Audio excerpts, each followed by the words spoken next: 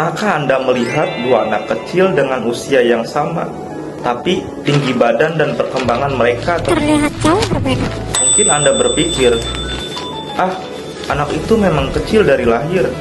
Tapi bisa jadi itu bukan sekedar bawaan lahir. Bisa jadi itu adalah tanda daripada stunting. Setiap tahun, jutaan anak di Indonesia tumbuh tidak maksimal karena stunting. Mereka tidak hanya tumbuh pendek, tetapi juga beresiko mengalami gangguan belajar, rendahnya daya tahan tubuh, hingga sulit bersaing di masa depan. Tetapi, dari masalah tersebut ada kabar baik. Stunting dapat dan juga bisa dicegah. Caranya, salah satunya adalah lewat edukasi gizi yang benar. Dan kabar baiknya, sekarang informasi itu ada dan tidak jauh dari genggaman Anda.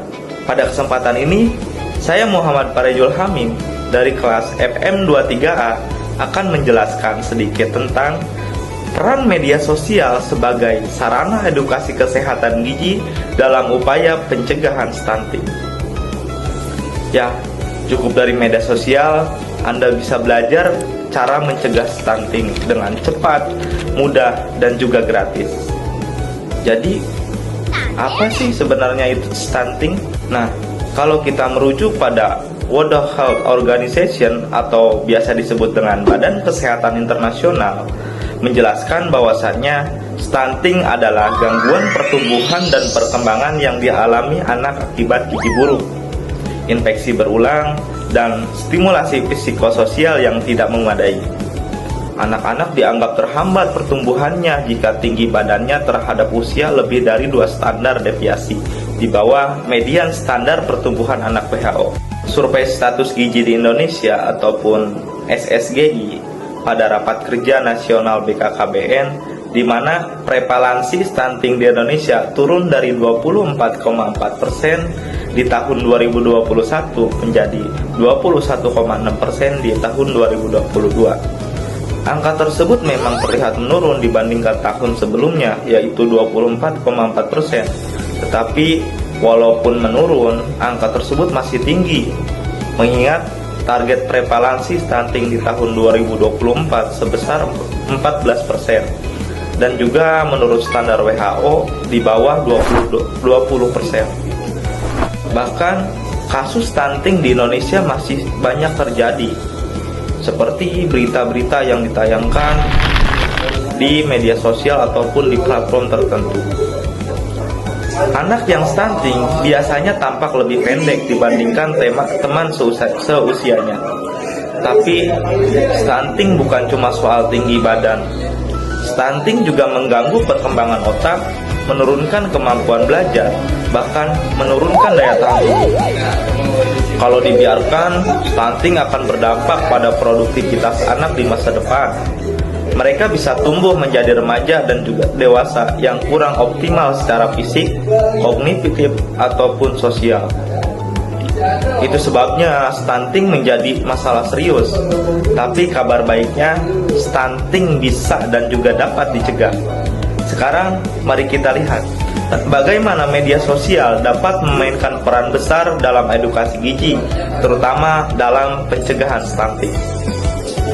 Di zaman digital ini, media sosial bukan hanya untuk berbagi foto ataupun status. Platform-platform ini telah berkembang menjadi sumber informasi yang kuat, termasuk untuk topik kesehatan. Dengan banyaknya konten edukasi yang beredar, orang tua sekarang bisa mendapatkan informasi tentang gizi seimbang, pola makan sehat, hingga cara mencegah stunting hanya dengan mengakses ponsel mereka. Akun-akun seperti Sehat Bersama, Cerdas Gizi, hingga para ahli gizi dan dokter di Instagram, TikTok, dan juga YouTube telah membuat edukasi lebih mudah diakses oleh masyarakat luas. Mereka membagikan informasi seputar empati, gizi ibu hamil, hingga cara melawan mitos-mitos yang beredar tentang makanan anak. Dengan begitu, orang yang sudah aktif mencari informasi kesehatan di media sosial, konten edukasi gizi ini menjadi sangat berharga. Informasi ini tidak hanya tersebar dengan cepat, tetapi juga memberikan akses mudah bagi mereka yang tinggal di daerah terpencil atau yang sulit mengakses fasilitas kesehatan secara langsung. Dengan berbagi informasi yang benar dan berguna, media sosial menjadi sarana pemberdayaan untuk masyarakat agar bisa mencegah stunting sejak dini dan memberikan anak-anak kita masa depan yang lebih cerah. Sekarang kita semua sudah tahu betapa pentingnya edukasi gizi dalam mencegah stunting. Tapi, apa yang bisa kita lakukan untuk memulai perubahan? Nah, pertama, mulai dengan mengikuti akun-akun yang menyediakan informasi gizi yang terpercaya dan berbagi pengetahuan ini dengan keluarga ataupun teman-teman Anda. Yang kedua, manfaatkan media sosial untuk berbagi informasi yang benar. Setiap kali Anda menemukan tips sehat tentang gizi, jangan ragu untuk membagikannya. Dengan begitu, kita dapat menyebarkan informasi yang bermanfaat dan mencegah stunting lebih luas. Dan terakhir, selalu ingat bahwa perubahan dimulai dari diri sendiri. Mulailah dengan memberi contoh yang baik dalam pola makan keluarga Anda, memberi ASI eksklusif dan juga mempersiapkan empati yang bergizi. Dengan edukasi yang tepat dan dukungan dari media sosial, kita semua bisa berperan dalam mencegah stunting, memberi anak-anak kita masa depan yang lebih sehat dan cerah. Jadi, marilah kita gunakan media sosial untuk kebaikan dengan informasi yang tepat. Kita bisa bersama-sama memerangi stunting dan mewujudkan Indonesia yang lebih cerah dan juga sehat, serta mewujudkan Indonesia Emas tahun 2024-5. Cukupkan sekian, saya Muhammad Farijul Hamid. Mohon maaf apabila ada kesalahan. Assalamualaikum warahmatullahi wabarakatuh.